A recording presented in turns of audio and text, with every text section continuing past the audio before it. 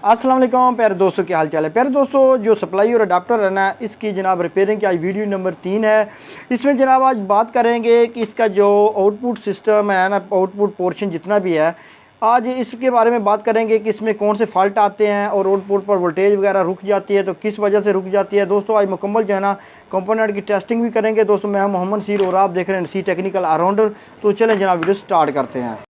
तो हमने जनाब पिछली वीडियो में ये जो चॉपर लगा हुआ है ना, इससे पहले पहले इनपुट में जितने भी फॉल्ट थे, जितना भी मसले थे ना जनाब, इसको कंपोनेंट की टेस्टिंग वगैरह सब कुछ हमने जनाब पिछली 2 वीडियो में क्लियर कर दिया। आपने वो वीडियो जो ना इन रिपेयरिंग सप्लाई की वीडियो नंबर 1 और 2 लाजमी देखनी है ताकि आपको स्टेप बाय स्टेप इसकी सारी समझ लग सके। तो दोस्तों यहाँ तक आपने मुकम्मल किया था कि ये जो चॉपर लगा हुआ है ना, यहाँ से करंट जनाब इस आईसी और इस ट्रांजिस्टर की स्विचिंग के थ्रू जनाब आउटपुट पे करंट यहाँ पे चला जाता है।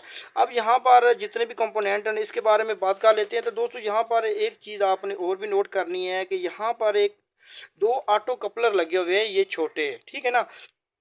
इन ऑटो कपलर का भी इस सप्लाई में बहुत अहम किरदार होता है। ये जनाब एक किस्म की आइसोलेटर होती हैं जो कि हाई वोल्टेज और लो वोल्टेज के दरमियान में आइसोलेट करते हैं, ठीक है ना। तो इसकी बनावट जनाब इस तरह की होती है कि मैं आपको थोड़ा सा मुख्तसर इसका थोड़ा सा बता दूं कि जैसे कि ये जो ऑटो कपलर है ना, इसके ऊपर एक छोटा सा जनाब डॉट बना हुआ है एक साइड पे। ये जो डॉट होता है ना, ये इसकी पिन नंबर 1 होती है और इसकी साथ वाली पिन नंबर 2 होती है, और दूसरी साइड में जो ये पिन होती है ना, ये तीसरे नंबर वाली होती है, और ये डॉट के सामने जो होती है ना, ये चौथे नंबर पिन होती है। इसके अंदर जो इसकी बनावट कुछ इस तरह होती है कि इसके ऊपर इसकी ये दो पिन्ने हैं ना, इसके एक छोटी सी एलईडी लगी होती है, और इसकी जो मुखालिफ साइड पिन्ने हैं ना, वहाँ पर एक वीडीआर सेंसर टाइप का लगा होता है। जब इसकी लाइट जो है ना वो उस पर पड़ती है वीडीआर सेंसर पे, तो वो स्विचिंग कराती है।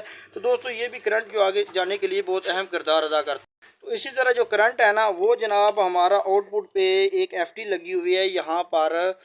ये दोस्तों रेक्टिफायर एफटी होती है, इस पे करंट आ जाता है। अब यहाँ पर एक चीज़ आपको और भी क्लियर कर दूँ कि यहाँ पर एक आपको ना इनपुट और आउटपुट के दरमियान में एक सी वाई जो कैपेसिटर होता है ना, नॉन पॉपुलर, ये लगा होता है। दोस्तों ये भी इसका भी बड़ा अहम किरदार होता है। ये इनपुट और आउटपुट के जो ग्राउंड होते हैं ना, इसके दरमियान में लगा होता है, और इसका काम ये होता है कि अगर बाज़ औक़ात ऐसे होता है कि आपकी सप्लाई बिल्कुल ओके होती है, जब आप उसको हाथ लगाते हैं ना तो आपको 12 वोल्ट जो आउटपुट है ना, वहाँ पर आपको अर्थ लगता है, बल्कि बहुत ज़्यादा जो है ना आपको सख्त अर्थ लगता है, शदीद आपको करंट भी लग सकता है। तो दोस्तों उस सूरत में आपका ये जो सी वाई है ना, ये ख़राब है, ये आपने ज़रूर चेंज कर देना है।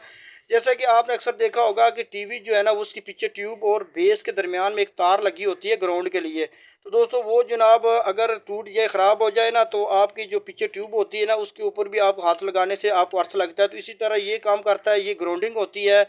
जिस तरह वो बेस और पीछे ट्यूब के दरमियान ग्राउंडिंग होती है, इसी तरह ये ग्राउंड है। ये टीवी की जो किट है ना, उसमें भी ये लगा होता है। और जितने भी जनाब हाई वोल्ट और लो वोल्टेज होती हैं ना, उसके दरमियान में ये ग्राउंडिंग जो होती है ना, वो लाजमी लगाई जाती है ताकि आपको किसी किस्म का आउटपुट पे अर्थ ना आए।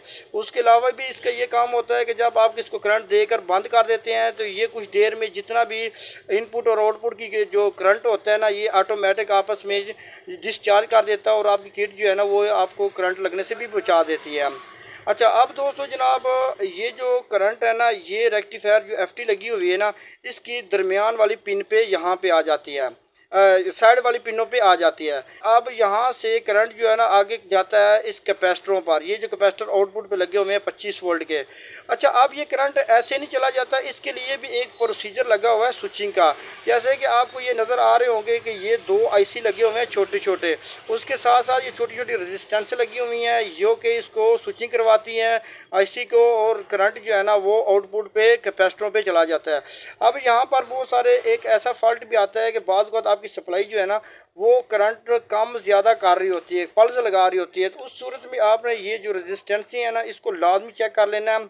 इस रेजिस्टेंसों में से ये जो एसएमडी रेजिस्टेंस है ना, ये कोई ना कोई रेजिस्टेंस ख़राब हो तो आपकी जो सप्लाई है ना, वो झटके लगाती है, करंट कम ज़्यादा करती है। तो दोस्तों ये एसएमडी जो रेजिस्टेंस है ना, पिछली वीडियो में मैंने इसको चेक करने का, इसको कैसे चेक करते हैं मीटर से, और इसको जनाब वैल्यू वगैरह कैसे मालूम करते हैं, पिछली वीडियो में मैंने आपको बताया था, वो आपने ज़रूर देख लेनी है। रेजिस्टेंस जो है ना एसएमडी ताकि आपको इसको चेक करने का तरीका भी आपको सही समझ लग सके। अब दोस्तों ये जो करंट है ना, अब इस स्विचिंग करवा के इस रेक्टिफायर जो ट्रांजिस्टर है ना, करंट अब चला जाता है इन कैपेसिटरों पे, मेन पे। लेकिन अब ये जो रेक्टिफायर जो एफटी लगी हुई है ना, ये हुई है दोस्तों, इसको चेक करने का तरीकाकार मैं आपको बता दूं ताकि आपको जो है ना इस कोर्स में किसी किस्म की कोई कन्फ्यूजन ना रहे। तो मैं अभी इसको भी चेक करवा देता हूँ। तो दोस्तों इस रेक्टिफायर एफटी को चेक करने का तरीकाकार बिल्कुल आसान है। आपने क्या करना है, आपने मीटर को कंटिन्यूटी की रेंज पे रख देना है और उसके बाद आपने इसकी जो पॉजिटिव पराड है ना मीटर की, वो आपने दरमियान वाली पिन पे रख देनी है, ठीक है ना। उसके बाद आपने ये जो ब्लैक पराड है ना, इस एफटी के साइड पे आपने लगानी है, ठीक है ना। अगर तो ये दोनों साइड पे आगे जा रही है ना, ठीक है ना, इस तरह तो इसने काम करना है। अब आपने क्या करना है, इस जो रेड पराड है ना, वो आपने साइड पे रखनी है। अब आपने चेक करना है कि यहाँ पर जो मीटर की पराड जो सुई है ना, वो आगे जा रही है कि नहीं जा रही। तो दोस्तों इस तरह ये मीटर की सुई जनाब नहीं जा रही आगे, तो इस तरह इसका मतलब है कि आपकी एफटी ठीक है। सिर्फ आपने पॉजिटिव जो पराड है ना, वो दरमियान में रखनी है, साइड पे दोनों तरफ सुई जानी चाहिए। अगर उसके अलावा किसी भी जगह पे सुई आगे जाती है तो इसका मतलब आपकी ये जो एफटी है ना रेक्टिफायर, ये शार्ट है। तो उसके अलावा दोस्तों बाज़ किटों में इस तरह की ये एफटी लगी होती है, चिप ये जो एसएमडी वाली इस तरह की जनाब लगी होती है, और जो आईसियाँ होती हैं ना, वो इस तरह की भी लगी होती है। तो दोस्तों ये मुख्तलिफ जो है ना डिज़ाइनिंग होती है, काम इनका सबका एक ही तकरीबन होता है। और बहुत ज़्यादा एक मसला आम इसमें भी ये भी आता है कि आउटपुट पर करंट जो है ना, वो बिल्कुल सप्लाई कम देती है। तो उस सूरत में दोस्तों आपका ये जो कैपेसिटर है ना, ये भी ब्लास्ट हो जाते हैं, ये भी आपने ज़रूर चेक कर लेने हैं।